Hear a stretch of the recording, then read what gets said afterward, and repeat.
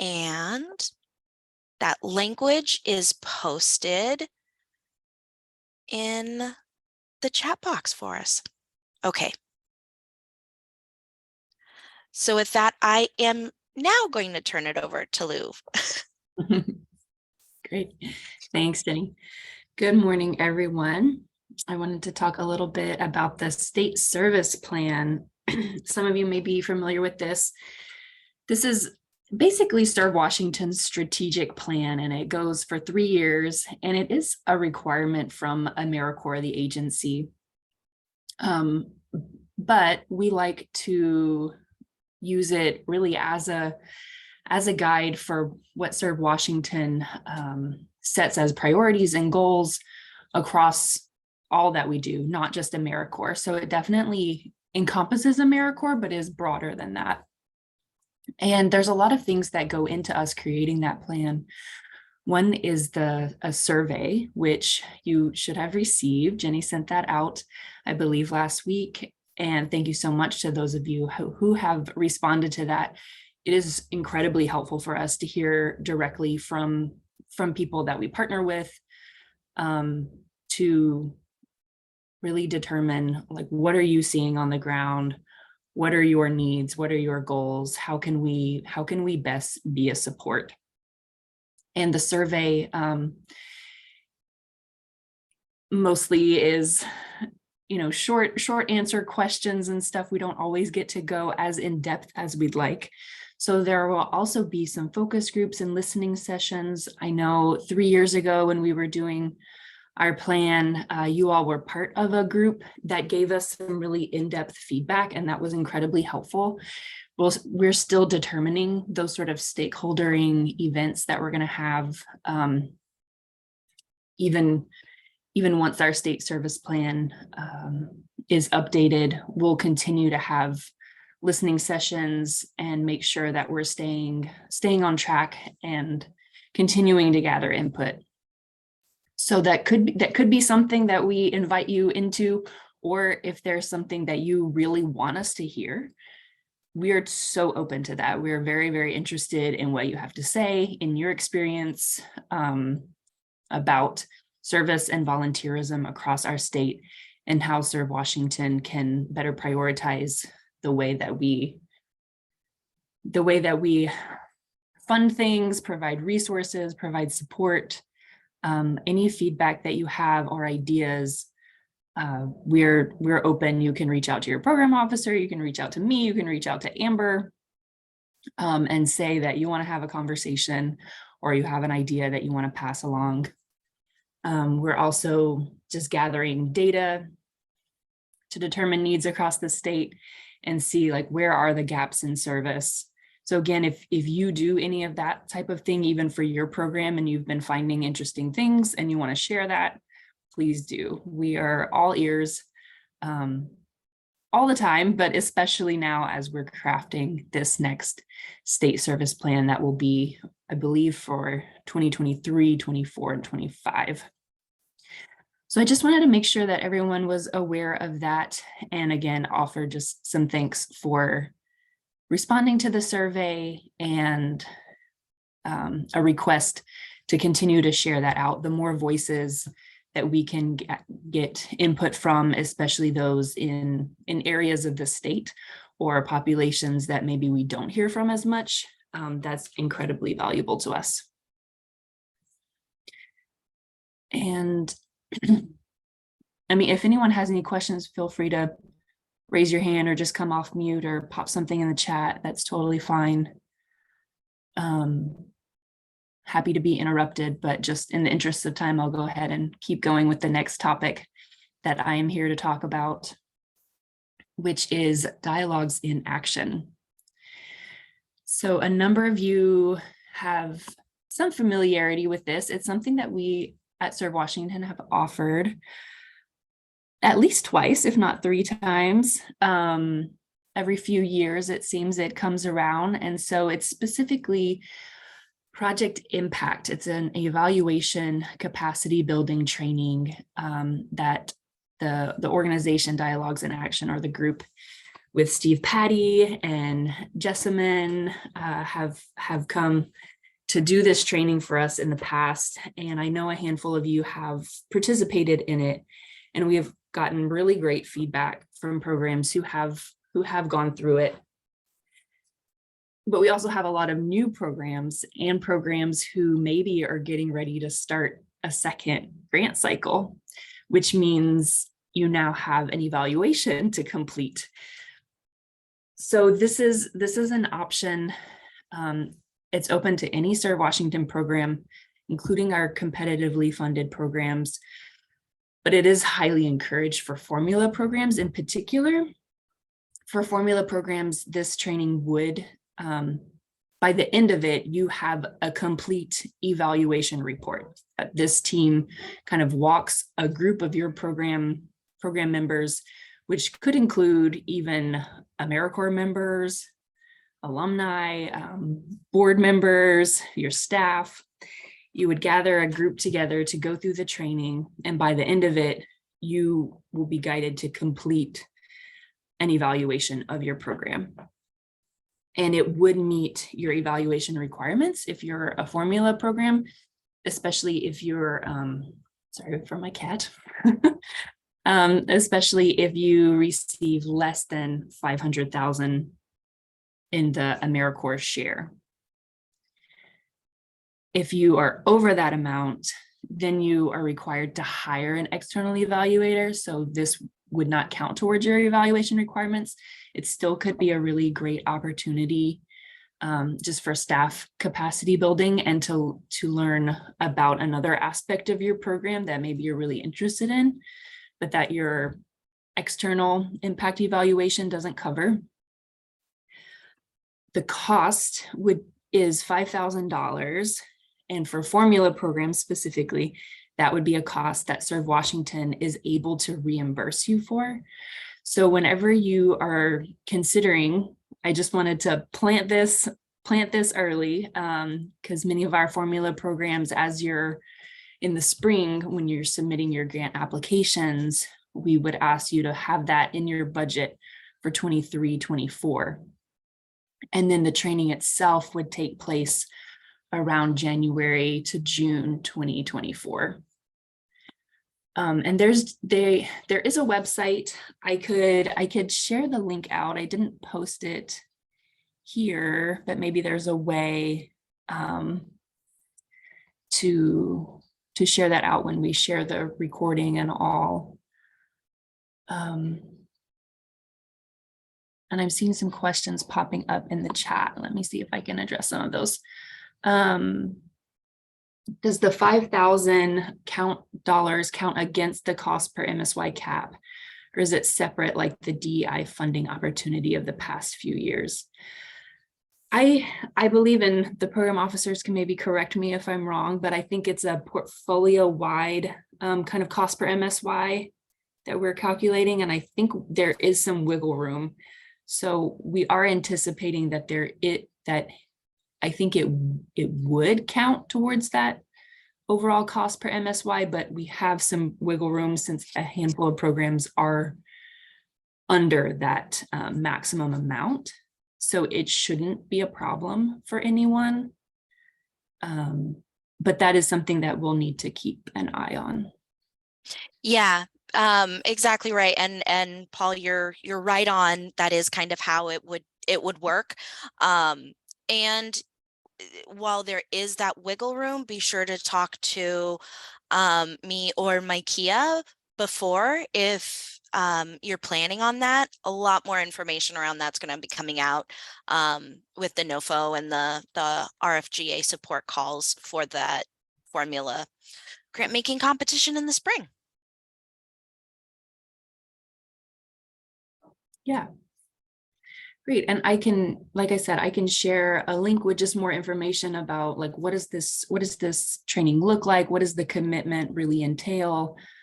And so you can learn a little bit more about that and get a better idea of if it's a good fit for your program. I'm also happy to chat one-on-one with folks.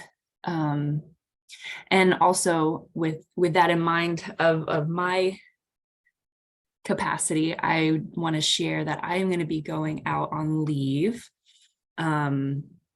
probably around November 21st, so just less than a month away. I'm planning on having a baby, so I'm very excited. And so I will be out on leave for 3 to 4 months to just be home with the baby and bond. And so I will be out of pocket for a bit, but I am planning to come back. Thanks for all the congrats. I'm seeing that in the chat. Appreciate that, y'all. So yeah, just a heads up that I will be unavailable for a period of time, but coming back, and you will always have your program officer here for support. And I will do as much as I can before my leave starts and when I come back. Yeah, and Lou's done a really good job about helping Mikey and I kind of get up to speed on some of the evaluation and evidence and theory of change and all that great stuff that they've got the subject matter expertise on. So while we can't have Lou's level of subject matter expertise, you are still going to be in good hands. But yeah, big congrats to Lou. Thank you. Yeah, and that's all I've got. So I will pass it back to you, Jenny. Sounds good. If there's any other questions. Yeah. Please feel free. We want to make these more of a dialogue than a monologue from our end. So please feel free at any point in time to come off mute and ask any questions that you might have, or use that chat box. So I liked the question about that $5,000. I appreciated all the love for Steve Patty and the process, because it really is a cool process. So not hearing questions. So now we'll dive into our very favorite topic of recruitment. And when we're thinking about recruitment, we think about it as being at 3 levels, right? AmeriCorps, the agency, Serve Washington, and then that program level. And we all play a part.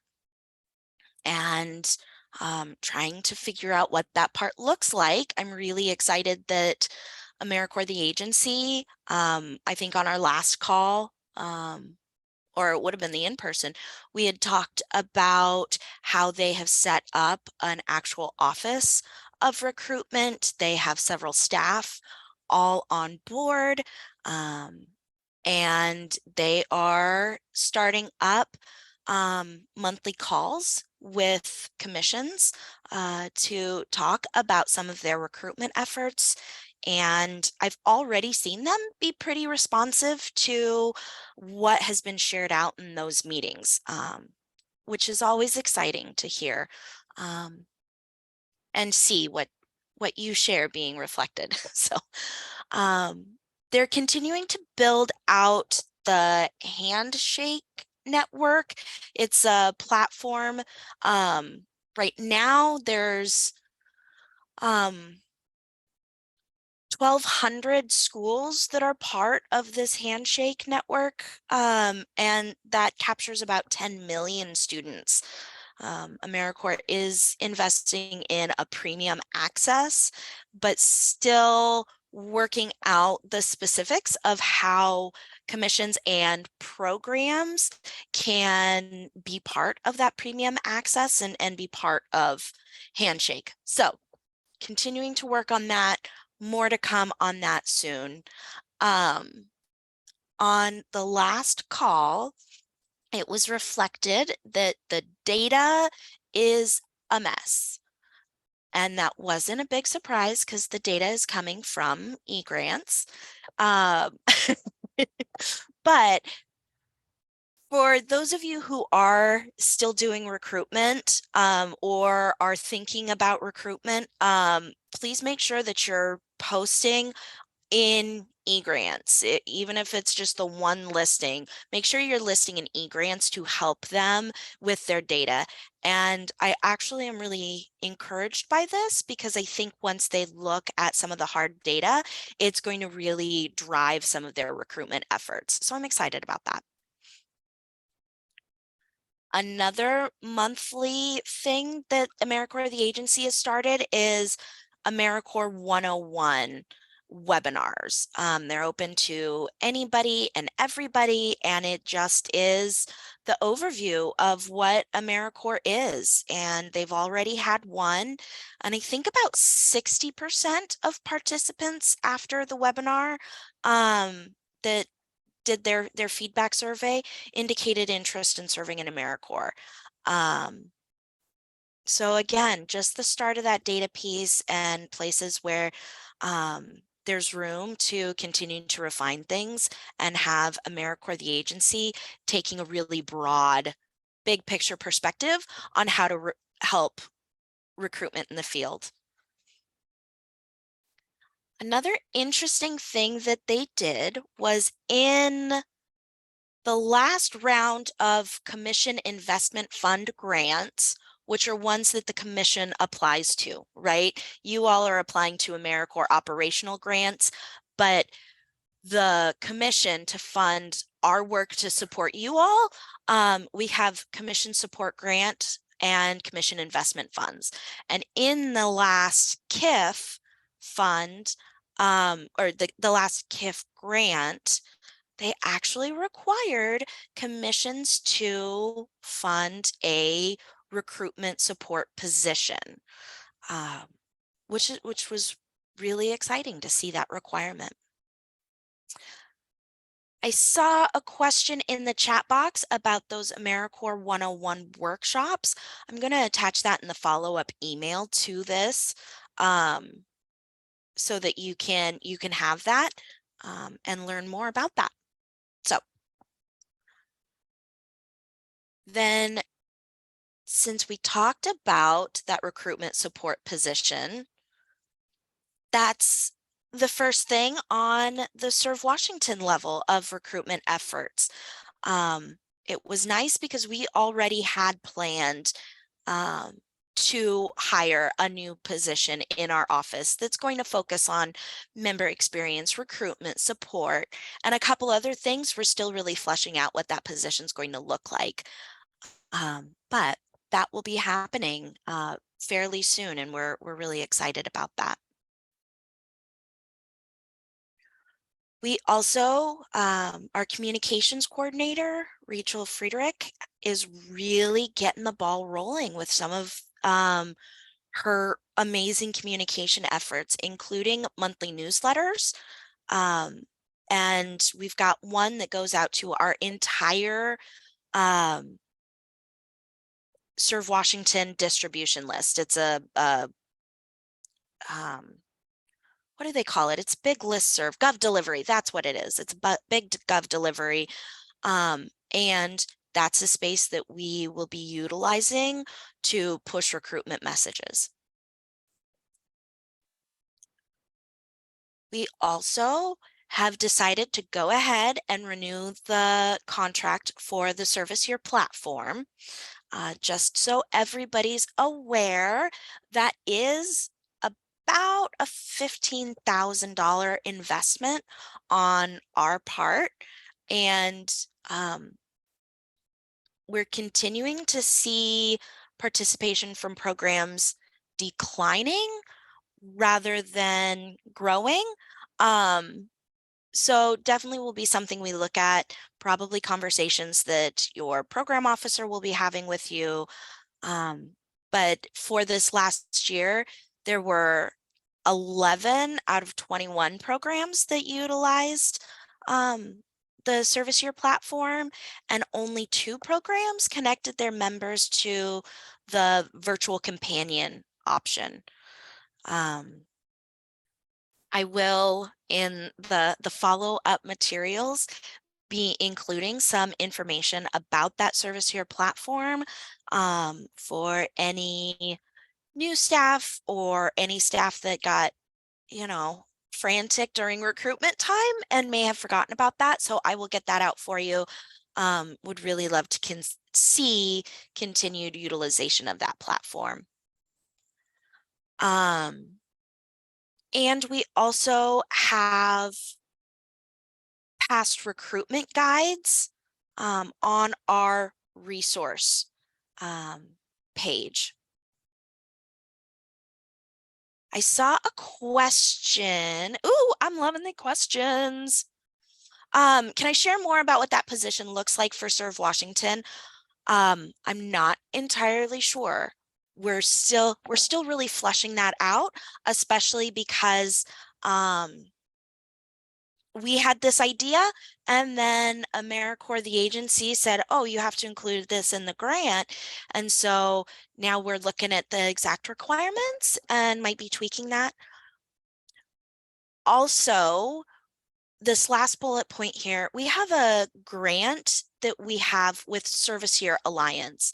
Amber has really been awesome about bringing grant money in for our commission and our programs and our state. But that Service Year Alliance grant is going to support some like cross-program collaboration efforts and will tie into that recruitment support position. So I don't entirely know exactly what that looks like, but we would definitely welcome your thoughts if anybody has suggestions or ideas.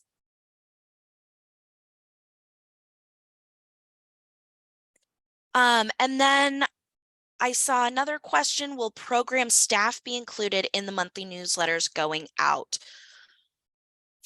For staff that get included on our distribution lists that the internal Serve Washington team uses, if you've requested to have a staff member on those distribution lists, they automatically get updated to that Gov delivery listserv. But if you're a bigger program that have staff that haven't been identified as one of our primary points of contact, they have not been, you can email your program officer and we can get them, or whenever you go to our website, down at the very bottom of our website, there's a contact us and you can sign up to receive those newsletters.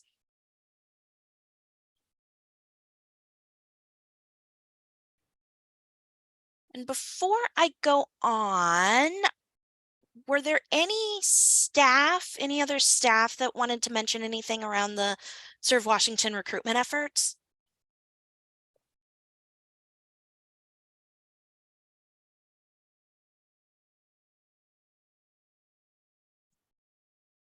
No, Jenny, not for Mary. Did a great Awesome. job. Great. Thank you, Mary. Okay. Then that final level of kind of where we stand, or no, the final level of recruitment efforts is at you all's level, the programs. So I pulled some numbers about where we currently stand with recruitment. And I pulled last year's numbers so we can see. Now, this isn't last year's at this point in the year. This is the last year's final. But in 21-22, programs had an average of 65% enrollment. Compared to right now, there's an average of 45.6. And our range for recruitment for this year, we've got a program, and this is reflecting, it's not reflecting our calendar year programs. We have two programs that actually start in January. And so the members that are currently serving with them are part of 21-22 program year. And so those are not reflected in this 22-23 data set. But for this year, for programs that have enrolled members, we have programs with enrollment rates all the way from only a 4.8% enrollment rate to a 111% enrollment rate. And you get over 100, with your enrollment rate when you have refilled, right? If you have a member that you enrolled your program at 100%, and then somebody drops out before that 15% cutoff, you can refill that position, and that's how you get above 100%.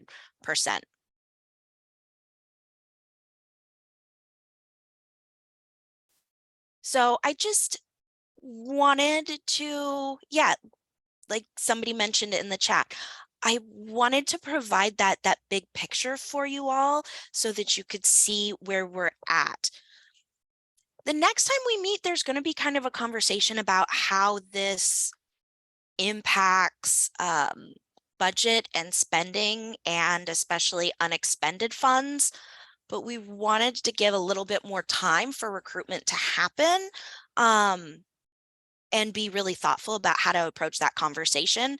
And again, big goal of mine is to make these more of a dialogue than a monologue. And so want to be sure that we frame that as a conversation rather than just a report out. So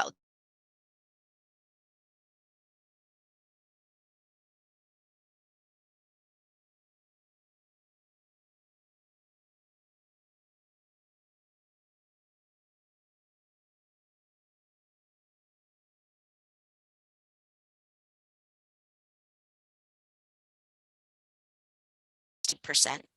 So programs did vary in what that looked like, but I see this 82% as a real success. It might be hard to get members in, but this number to me indicates that once members get in the door, you all are providing a meaningful enough experience that a lot of them are wanting to stay, even with some of the unique challenges that we've experienced in the last program year. So celebrate that. And I pulled together a poll, my first time using a Zoom poll. So I'm going to ask Lou to help bring it up. But we have a couple questions of things that we want to hear from you all around recruitment. So the first one is, are you continuing to recruit?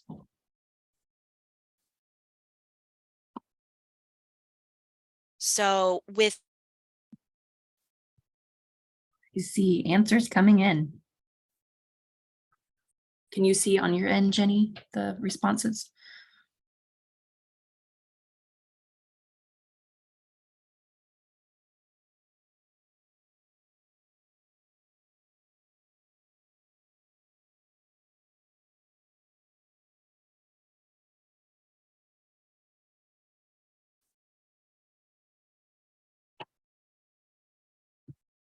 Looks like everyone has answered now.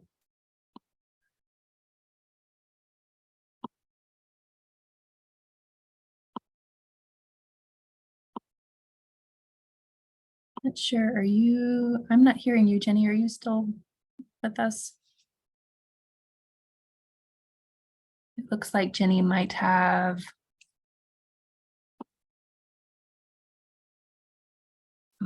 gotten some service interruption.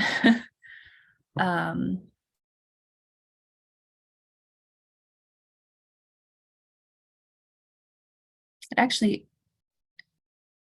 let me see how many people. Yeah, it seems we still have a few more people that haven't responded, but I also think that we had some, we probably have a couple different representatives from some programs. So if you have multiple representatives, don't feel like you have to respond twice. I'm seeing someone, Bridget has said that Bridget got booted from the meeting too. So not sure what happened there, but we can give people a chance to get back on. Here's Jenny. Okay. Yeah, I got a message that my internet was unstable and I'm in the office. So it could be that Teams was compromised for a moment. Gotcha. Okay. Did everybody get booted or was it just me? It I was think just you a and couple. another person. Oh man, y'all. I'm sorry, hold on. I just ended the poll. I think we did get everyone respond. Jenny, would you like to share the results out, or are we just keeping that for Sure. our internal? Okay. Nope, I can Oh, share. yeah, sorry, you clicked it and then I clicked it. Oh. Go ahead. Does that mean it went away? I think so. There we go. What about now? Yeah, can people see the results on your screen? Yes. Okay, great. Awesome. Okay, so it looks like we've got 2 programs who are done. We've got 8 programs that have ongoing enrollment as part of their program model, and then 13 programs are converting slots to fill. So that's helpful for us to know. So thank you very much for that. Now I'm going to stop sharing that and try and share my screen again. If I can figure out how.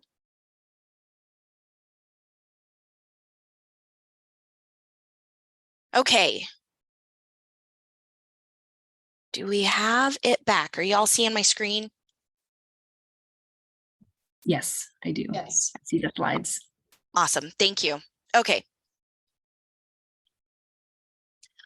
So the next question I have that I'd like to hear back from you all on, feel free to unmute and talk or just put it in the chat box. But we saw in that poll that you're making some program modifications, and I just am curious, what does that look like for you?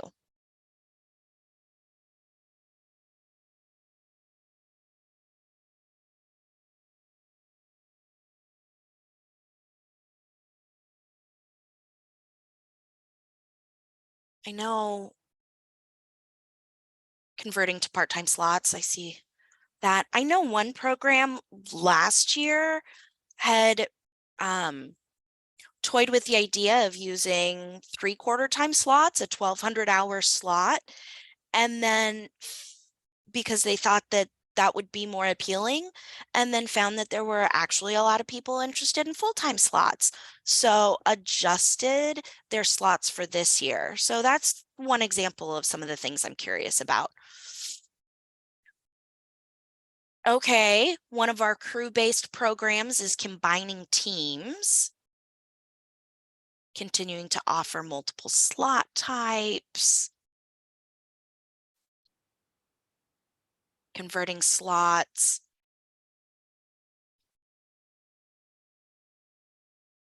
Cool. So it sounds like there's a lot of programs who are looking at almost like a second or even 3 different cohorts. And for a lot of our traditional program year programs, I think that's going to be like a January start. Which is really great because that aligns with some of our member support pieces we're going to be talking about later. Okay, somebody mentioned experimenting with various recruitment strategies to see if the full-time slot model is a barrier for folks. Yeah, I love that. And then a couple cohorts within a team. Awesome. My next question for you all is, how can we or others support recruitment? And yes, I know additional funding, I know housing, and we're doing our best on those. But aside from those 2 things, what can we do to support? And I ask this because, like I mentioned on that last slide, we're investing about $15,000 for the service year platform. And not sure if we are missing the mark, right? Sometimes you got to ask the question, is this the most useful way that Serve Washington can step in and be supporting? I shouldn't say step in, step up to support recruitment from the field. Or do you have other ideas? Do you have other thoughts on what would be helpful for you to see coming from our office?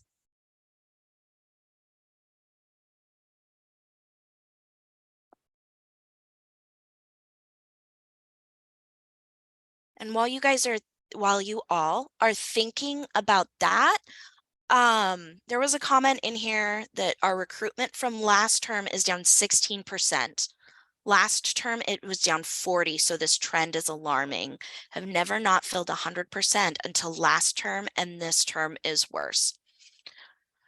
I mentioned that AmeriCorps is still trying to gather and pull out their data. One of the data points that they did find was that overall enrollment on a national level is down about 49-50%, somewhere right in there. So that's why the conversations around recruitment are changing, and they need to change and pivot at all three of these different levels. So, all right, I'm seeing continuing to share best practices and success stories. Will do. I can absolutely commit to keeping you all posted on what's happening at the Serve Washington and AmeriCorps level. Need more awareness of what AmeriCorps is here in the Tri-Cities. Run into roadblocks when people don't know what AmeriCorps is and don't stick around long enough to find out. Not sure how to specifically make that happen. Sorry.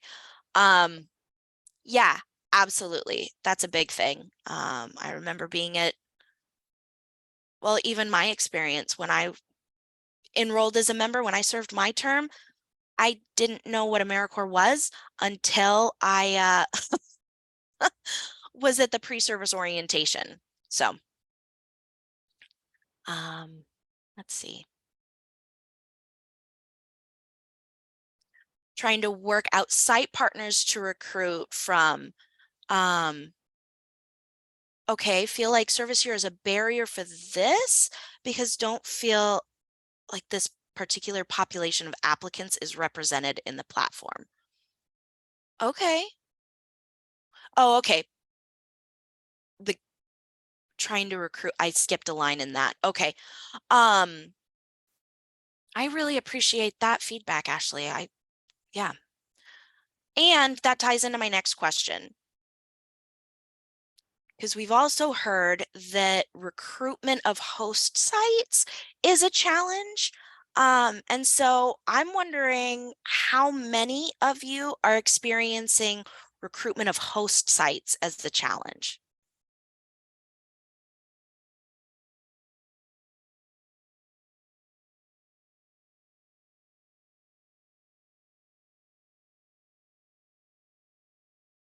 Okay. We have, I love the range of what AmeriCorps programs in our state look like. It's really exciting.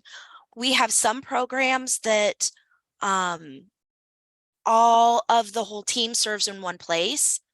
And then we have some programs who are intermediary agencies. So they partner with other organizations to place members there. So an intermediary agency relies on establishing a partnership with a host site to host a member. So that's where some of that challenge is. Okay. I'm seeing plus ups for an idea around a paid recruitment strategy. Host site fees or host sites having any skin in the game has become more complicated. Yeah, budgetary stress and stress from host sites.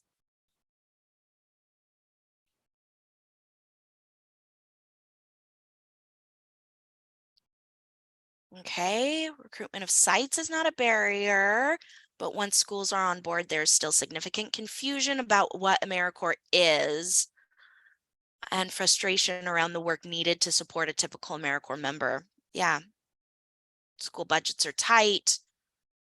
Host site recruitment, not a challenge, but getting them on board to assist with recruitment. Yeah.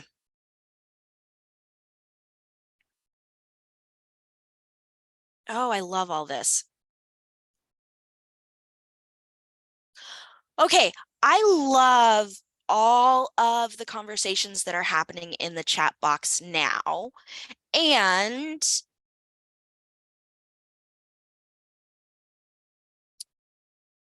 we are working to bring on a new person who's going to support with recruitment efforts.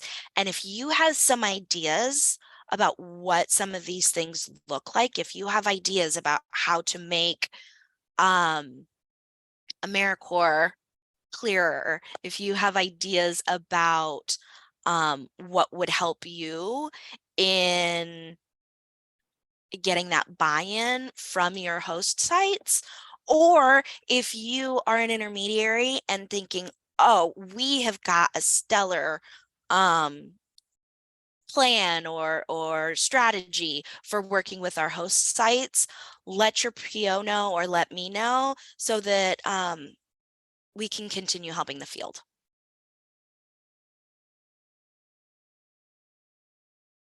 Okay. So I'm looking in the participant list. Oh, yay. And we have Rasha Kaplan from BASTA on because this next piece is going to be about some of the member professional development efforts that Serve Washington is taking. You will have seen or felt a little bit of a shift as Serve Washington really steps back, and we're asking ourselves, what is our role in member professional development? What is our role as the State Service Commission in ensuring positive, meaningful service experiences for all of the members? So that's why we're doing a couple of these different things. We're being really responsive to member feedback. A lot of this is coming from surveys done from members who participated in some of the past efforts. This also is a step that we are taking to support our DEI goals. We don't want to just talk about it. We talk about it a lot on our team, and we don't want to stop at talk. We want to take action, and we see this as an action that we can take. We want to have meaningful member experiences and long-term career pathways. And we're doing that through BASTA, Skill Up, member communication pieces, and a lot more to come. So with that, I am going to hand it over to Rasha to talk a little bit more about BASTA. Thank you.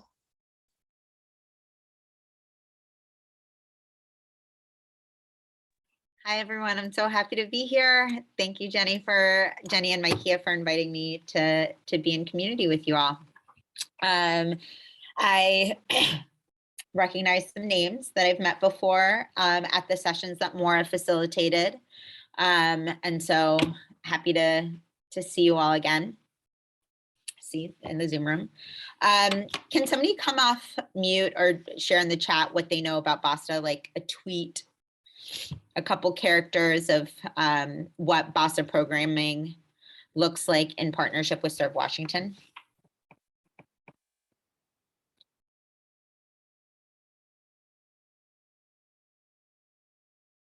I know you all know. I can share really quick from my takeaways from training. From what I understand, there is an assessment that members will take for free, and It's very updated, and it will provide key skills and things to look for career readiness and job search to help prepare members for continuing on with their career goals following their year of service. Hopefully I did that some justice. That was perfect. Thank you so much. You did it so much justice. Yep. There's a couple of parts to it, but it all starts with that assessment, with the Career Insight Survey that really highlights the steps that, other than like doing the tactical steps, the resume update and the the actual searching and writing cover letters and making connections, like outside of those tactical skills, but what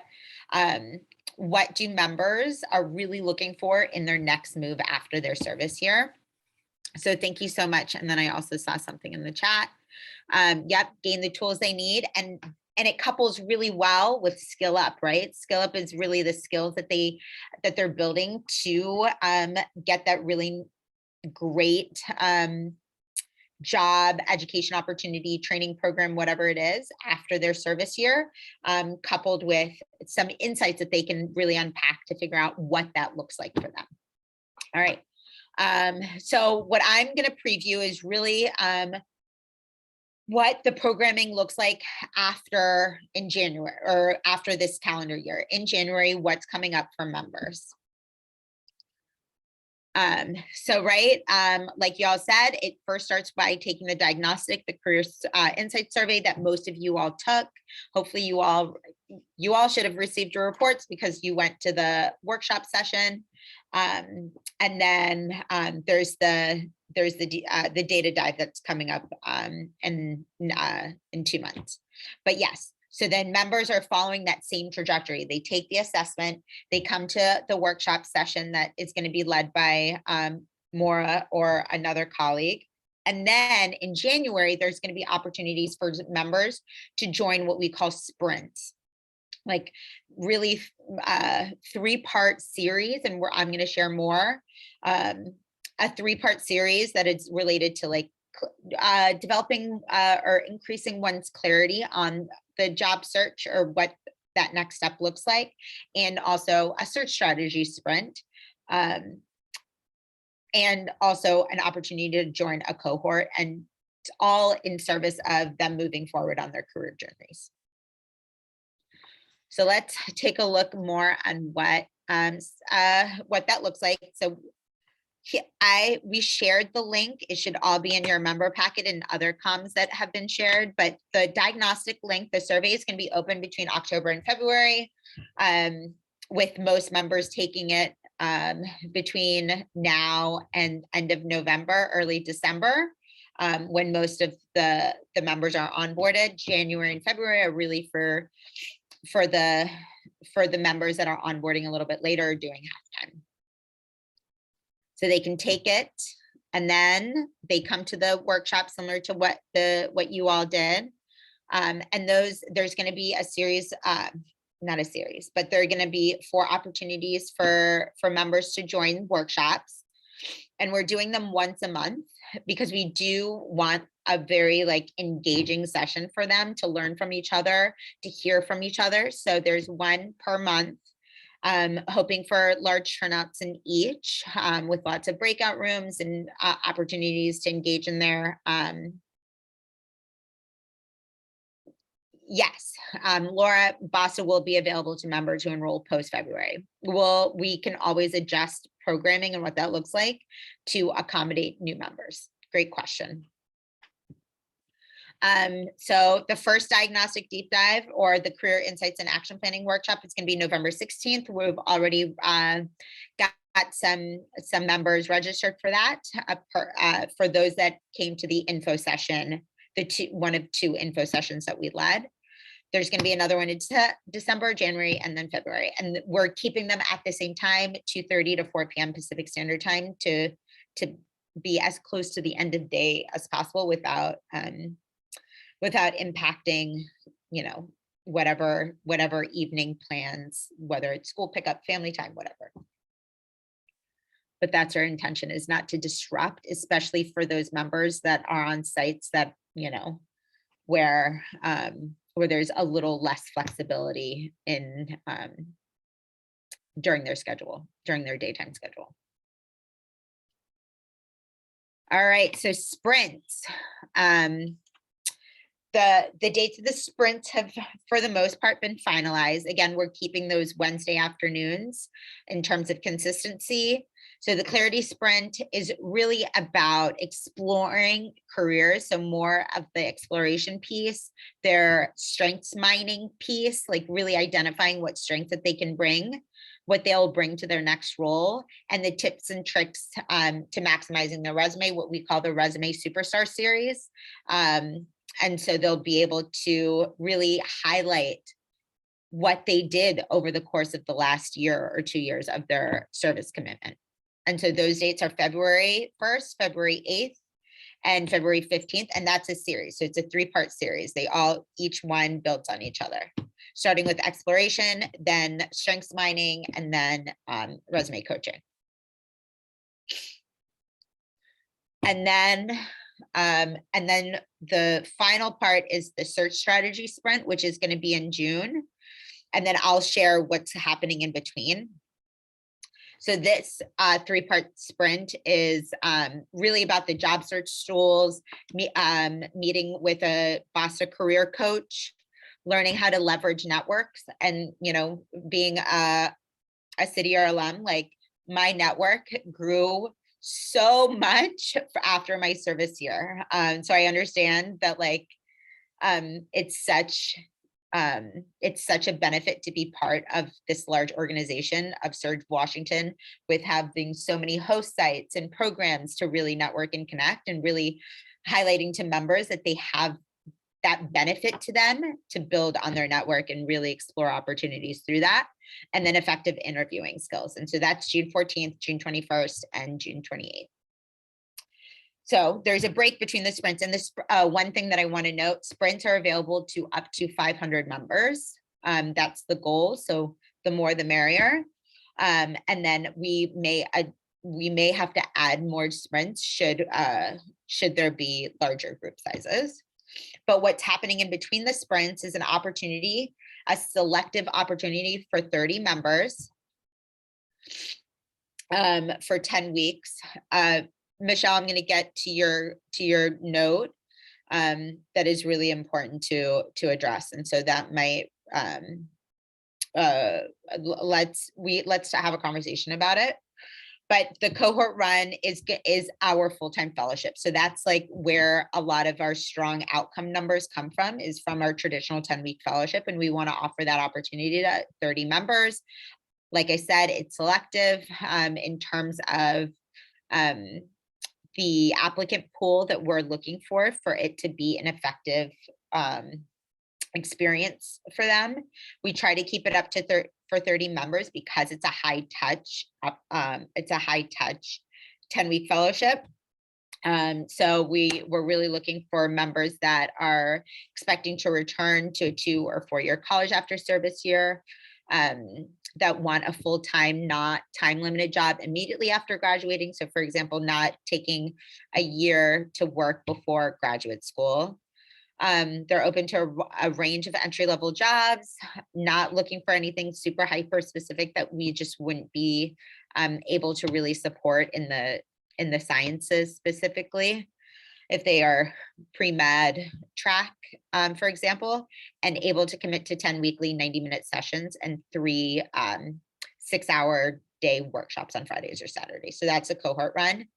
I'm going to pause here for any questions before we discuss schedule that we may need to accommodate for, especially for school-based members.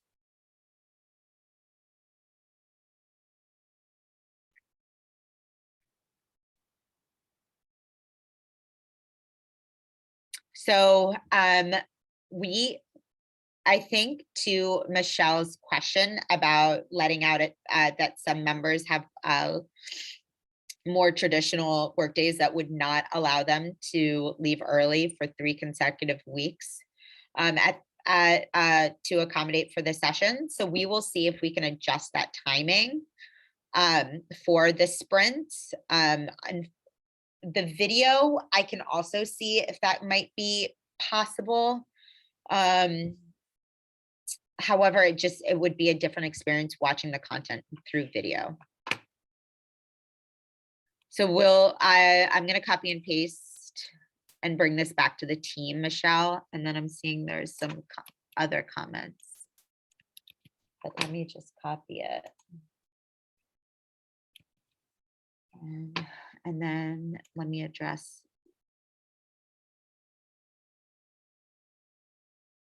Yeah, I can share this. Paul, could this deck serve, or would you like kind of more of a calendar of dates, like on an Excel sheet? An evening or weekend option. Hold on, forgive me, I'm just typing up some notes.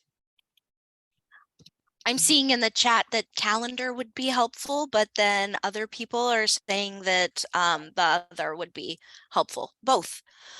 Okay. While you're typing up notes, I do want to ask the field. We had heard at some point that members wouldn't want to be doing things on weekends.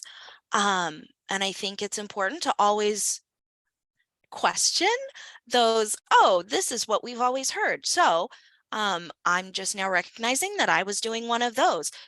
Do you all really think that your members would show up and participate in something if it was on a weekend?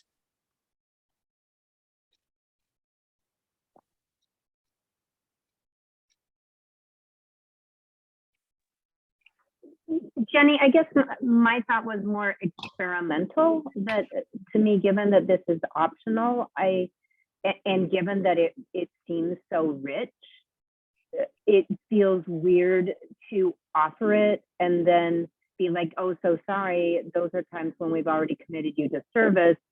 And what potentially feels nicer to me would be to say, here's this opportunity, and should you choose to participate in it, we'd like to adjust your service schedule accordingly, so that it's not asking people to do more, but that we're just acknowledging that we've got service commitments that already have certain times on them. And then if people were to decide to do this, how do we balance that out? But I would hate for people to feel like they were being pulled between something really cool that was being offered by Serve Washington and a community need that we had identified as a program.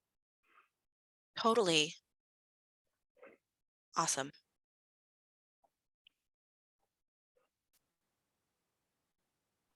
Well, thank you. Thank you for those thoughts. And please feel free to share things like that with your program officers. Cool.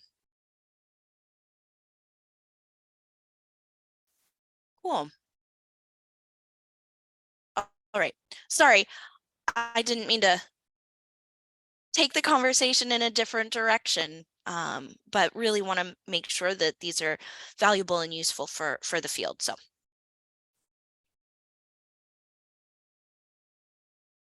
Yes, thank you. Sorry, I'm still trying to figure out how to copy everything so that I can bring it back to the team.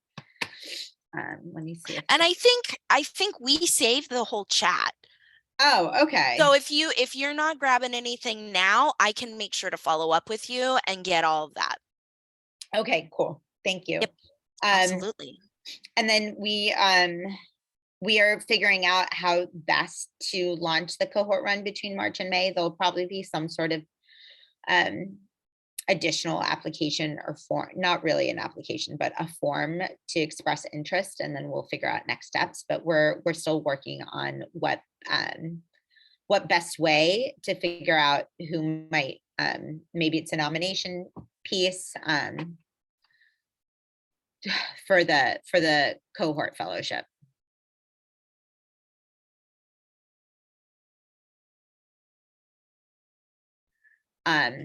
Yes, absolutely. Thank you for noting that, Bridget. In terms of what to expect, there will be registration links for programming, a communication toolkit to share with members so that they understand what's coming up for them and what benefits and what opportunities are available. There will be calendar invites and a tracking dashboard as well. Yeah, we totally understand that we don't want to take members away from the commitments that they made to their sites. So I definitely hear all that, and I'll bring it back to the team in terms of how we can accommodate.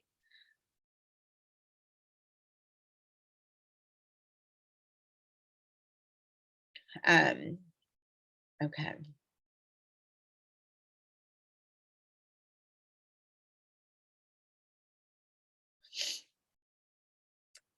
Another thing is that as I'm thinking, if members are able to decide that this is an opportunity, if they have advance notice, maybe they will be able to get an accommodation.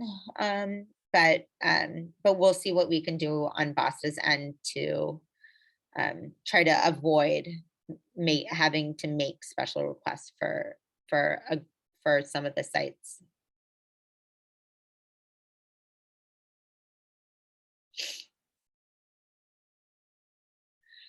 And then I think the final thing that I just wanted to note is that it should be on your calendars already, but your final session for program leads is the data dive. And so that's an opportunity for you all to receive aggregate data on your members that have onboarded so far.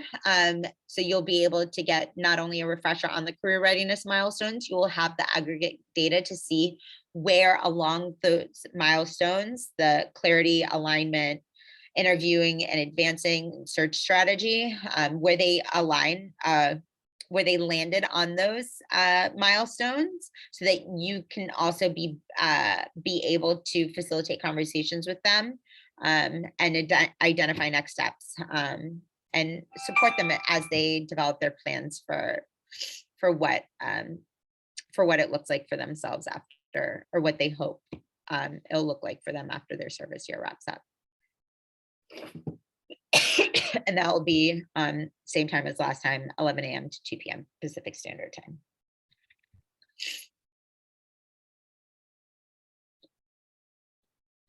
Thank you, Elizabeth, for saying that. Yeah, we definitely want everyone who wants to engage in this programming to be able to without conflict.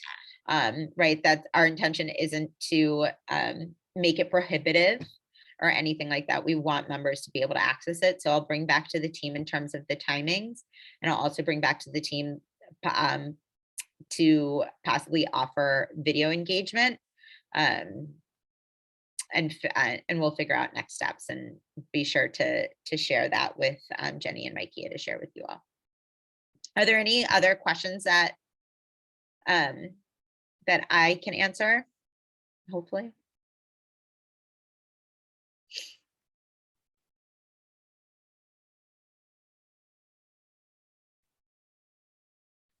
These are really good pushes, so I really appreciate it again. I know, I'm really excited by some of the feedback and figuring out how to problem solve some of that. And I think that I'm really glad these things got brought up so that we could question some of those things that were long held beliefs that may not be accurate on our part. So yeah, absolutely.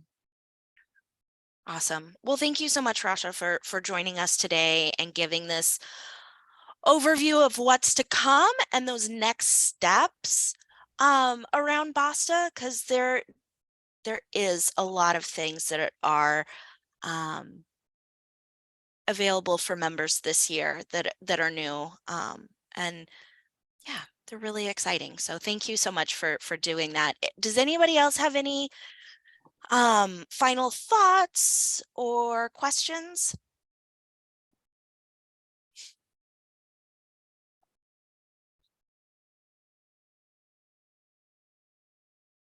All right, cool. Ooh. Yes, Ooh, there was. absolutely. Yeah, I can share the report on who attended the info sessions. Mhm. And it will also share, so it will share who, name, program, attended info session, and if they completed the diagnostic, and if they registered for the November 16th info session, not info session, November 16th workshop. So we'll have those 4 or 5 5 pieces of information. So name, program, info session, and workshop. 4. Yeah. And that's going to be really important for us to do tracking around, because we are able to have an incentive for this. For the first 25 members to do the diagnostic and the deep dive, they will receive a $75 gift card. And then we're doing that kind of now with everybody that's all the August, September, October starts. And then for January, spring starts, we're going to do another round of gift cards for completing the diagnostic and deep dive sessions. That's for the members, but then you all as programs, to kind of give you the incentive nudge to encourage your members to engage and do this. Every program that gets 85% completion of your members doing the diagnostic and deep dive, you can get a $500 gift card for your program. So just so you know, there are some incentives out there for completing. All right. Well, thank you so much again, Rasha. I appreciate you joining us, and I know that you and I will talk very soon. Yep. All right. Thanks, y'all. Absolutely. Bye. Bye. Oh, bowling parties. I love that idea. Okay.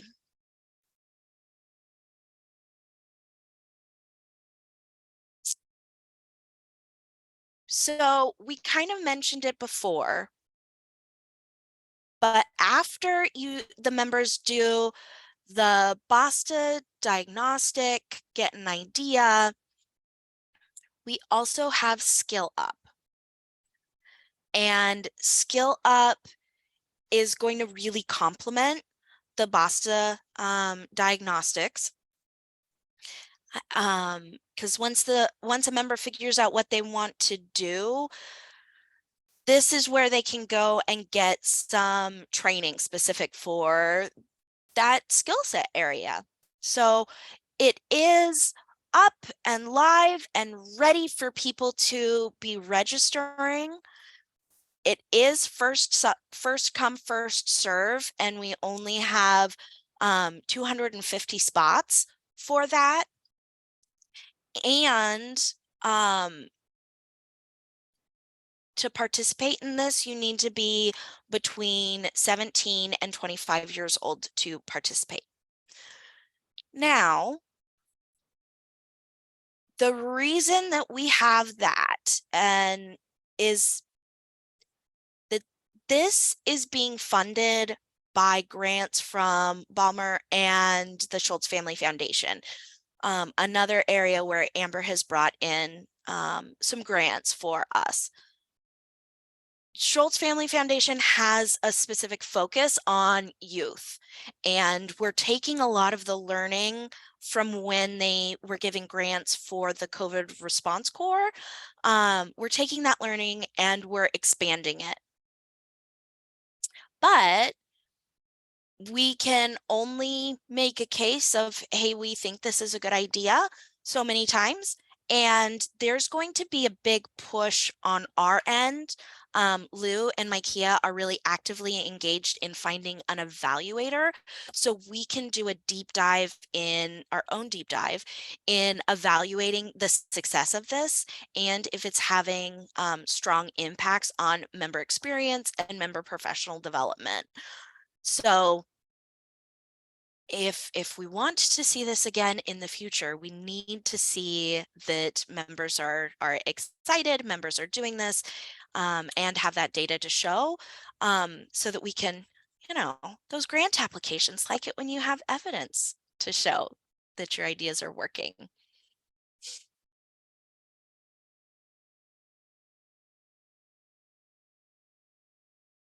So I had factored in networking time, but I'm looking at the time and I want to be respectful. Yeah, I want to be respectful of everybody's time. So can I get like a thumbs up, thumbs down, or a 1 in the chat box if you're okay with me just plugging on through?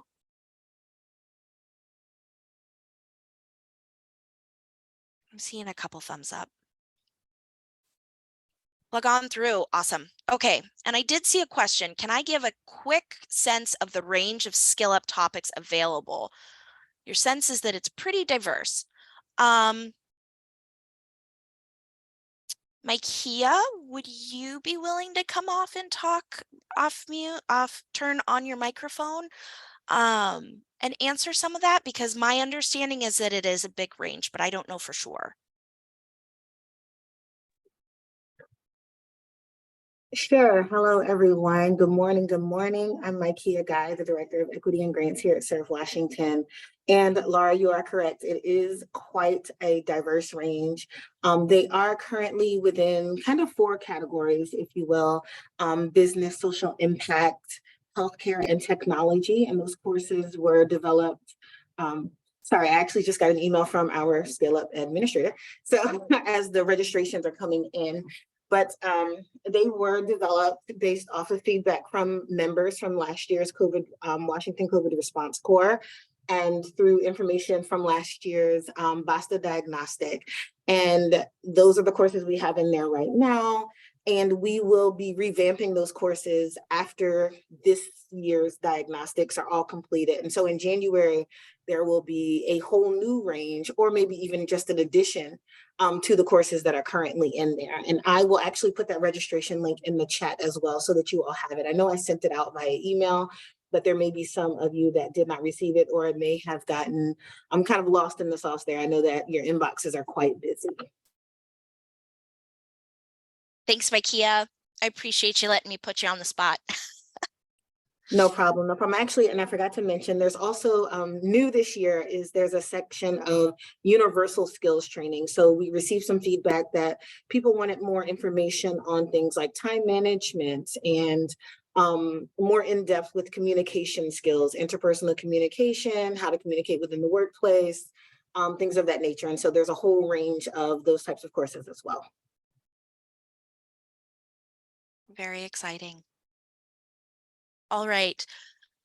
So general announcements, this is going to be a little bit shorter than intended. Amber had a death in the family and was going to join us to cover a couple of these things. And at the last minute is unable to. So coming soon, we'll follow up with maybe a brief synopsis of where our federal budget stands. I know that there's a lot of questions that I have around how ARPA funds and the cycle of the ARPA funds is going to be impacting the federal budget. So I know you want that. I don't have it. Amber will get it. I'll get it from Amber for you very soon. Similarly, we are digging more into a BIPOC-led and small nonprofit equity fund that's going to look like some mini grants to host sites. And Micaiah is doing amazing stuff and getting that ready. And we'll have more on that soon. So just getting it on your radar for now, with more to come soon. The next slide is going to be an update on grant making, but I also wanted to talk about member communications. I was really excited to be able to send everybody that member welcome packet. In the future, we'll be able to send it out earlier and more accurately based on where members are, when members are just starting for that welcome packet. But Rachel Friedrich did a really great job on that in getting that out. We're really excited about that. And then also doing a newsletter directly for members. We're looking at doing a monthly newsletter. So it's going to be general stories about success, any communications around BASA or Skill Up, or anything going on in the bigger Serve Washington or bigger AmeriCorps picture. That's some of the stuff that's going to be included in those newsletters.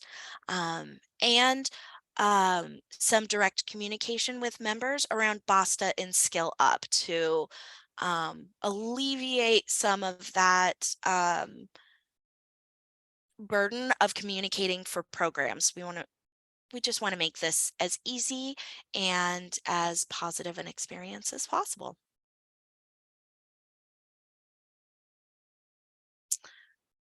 Okay, on to the grant making. So program year 23-24 grant making has already gotten started. The competitive applications were due on October 19th. And our grant review committee is going to meet on November 18th. So programs who applied competitively expect to hear from us starting around November 21st, around clarification, resolution, that type of thing. So competitive programs already know this, but just want to draw attention for everybody. There is an increase in the living allowance for full-time members. The range now is between $17,600 to $35,200. And that is a little over $1,000 increase to the minimum. And remember, we are public-private partnership. All those P's, that alliteration got me. So do know that your members can go up to $35,000 in their living allowance. With that, there's also an increased max cost per MSY. This year it was $2,300. No, excuse me, $23,000. Sometimes I get those mixed up. And the Ed Award, we still haven't quite heard what the Ed Award amount is, but the link to where to find that is included here. Just be sure you're paying attention to fiscal year.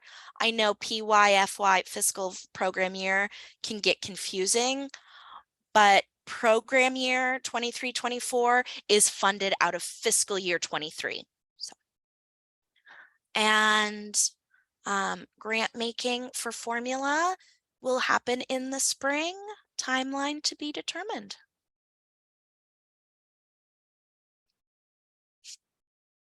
A couple more announcements that I want to share.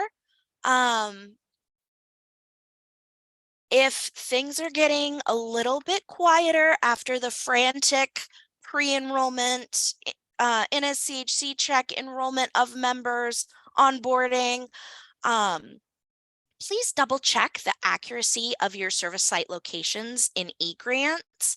You are able to run a report just to look at that. That is what program officers look at when we do monitoring, but we would rather have those correct early on. Then there are, in addition to that service location in eGrants, there's another form that programs are asked to complete. It is listed in your terms and conditions. And we caught there was some dates for that section that didn't get updated for this program year. So you will hear from Denise Burns in our office about these, but flag January 20th and April 3rd as due dates for those member placement forms that we will need. I'm sure many of you experienced, I know some of you did, that this year when you went to enroll members, there was a need to do manual verification of all returning members, regardless of if they had been manually verified in the past. It turns out that there were some members whose status changed halfway through their service term, that from one term to another, and with VISTA requirements being slightly different, actually weren't eligible to serve. And so all returning members moving forward, to prevent that happening again, will need to have verification reran. So just plan on that. If you are going to have a returning member who you did need to do manual verification on, have those documents ready and know to be looking for that. Also, I know you all know this by now, but if you are calling the eGrants help desk, make sure you've got a ticket number and take screenshots. Lots of screenshots is helpful when dealing with eGrants in the help desk. And then finally, the Public Service Loan Forgiveness Program. Been hearing a lot about that. And if any of your members are coming to you with questions, there is a form that they need to fill out. And for the purposes of completing that form, the word employment is being considered as referring to national service. So they can count their time as AmeriCorps as employment for the purposes of this form, even though they're not employees. Don't get that confused, but just on this form.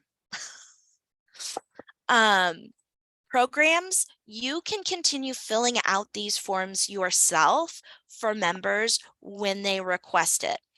However, if you have somebody that comes and says, I served back in 1994, all the way back at the beginning, and you no longer have records for them, they need to be referred to the National Service Trust.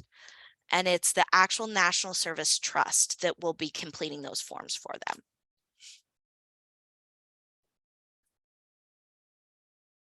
Phew, sorry. I flew through a lot of that. Always around afterward to answer any questions anybody has.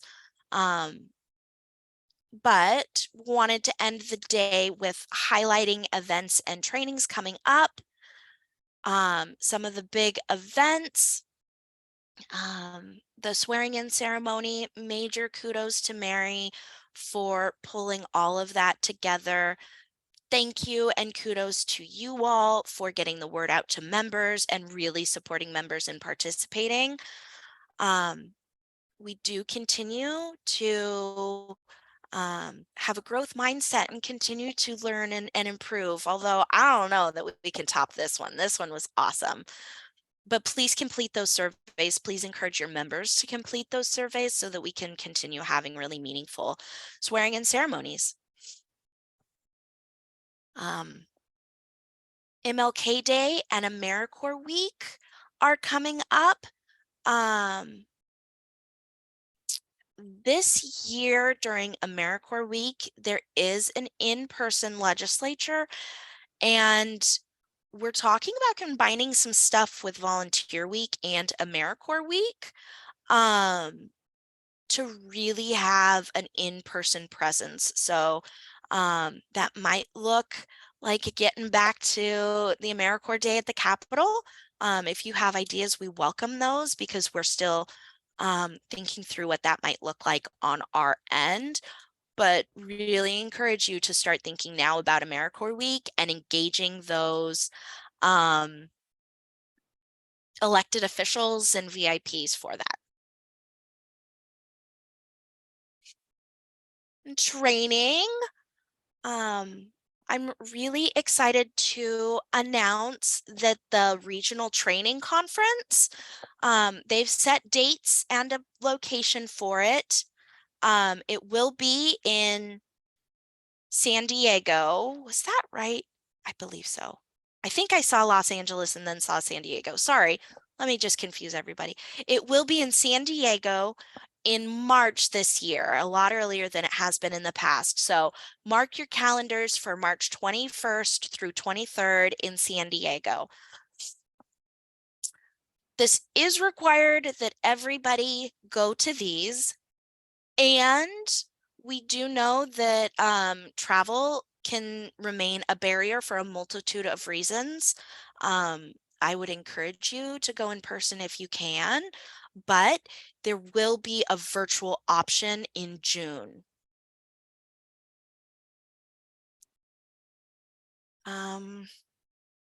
Okay, I'm sorry, I just saw a chat come in.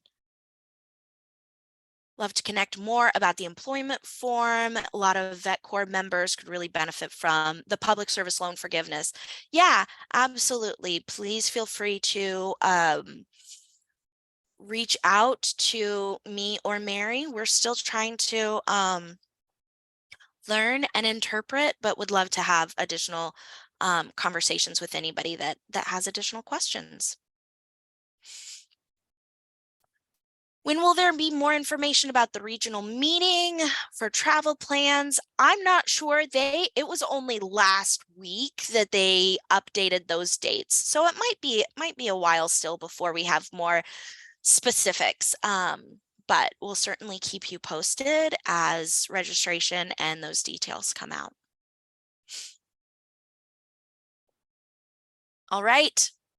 And then I think that's it. Hey, only 1 minute over. Thank you all so much. I really appreciate you all. And thank you for your patience and grace with me as I get accustomed to the cadence of these trainings. I won't have them be quite as rushed in the future at the end. So thank you all. And we're going to stick around for a few minutes if anybody wants to ask any questions or has any other thoughts. So thank you.